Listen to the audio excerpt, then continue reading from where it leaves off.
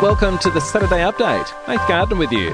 Health officials believe 3 more cases of blood clotting are likely linked to the AstraZeneca vaccine. The Therapeutic Goods Administration has reviewed cases in an 80-year-old Victorian man, a 35-year-old woman from New South Wales and a 49-year-old Queensland man. The 80-year-old is the first Australian case reported in a patient older than 50. In Western Australia, Anzac Day services in Perth and the Peel region have been cancelled due to a 3-day lockdown. It's after a Victorian man contracted COVID-19 in hotel quarantine. Well, the WA Premier says he'd like to ditch hotel quarantine for international arrivals after recent criticism for using a high-risk hotel which sparked the latest cluster.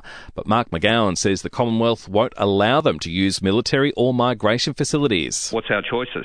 Don't let Australians back into Australia or spill people onto the street. They're our choices. In India, coronavirus infections are spiralling out of control. There have been more than 600,000 cases recorded in the past 2 days. A service will be held in Sydney on the eve of Anzac Day to remember those lost and recognise the sacrifices made by war widows, children and grandchildren. Wooden crosses will be planted during the annual Anzac Field of Remembrance service. And NASA and SpaceX has launched 4 astronauts to the International Space Station. It's the first crew ever sent into orbit by a rocket booster recycled from a previous flight.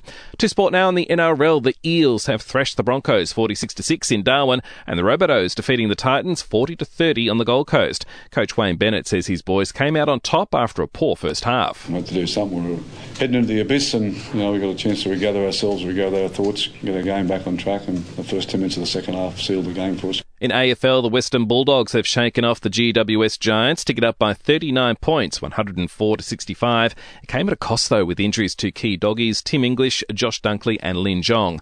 And in the NBL, Cairns have defeated the New Zealand Breakers by 2 points and an 18-point win to Perth over the Brisbane Bullets.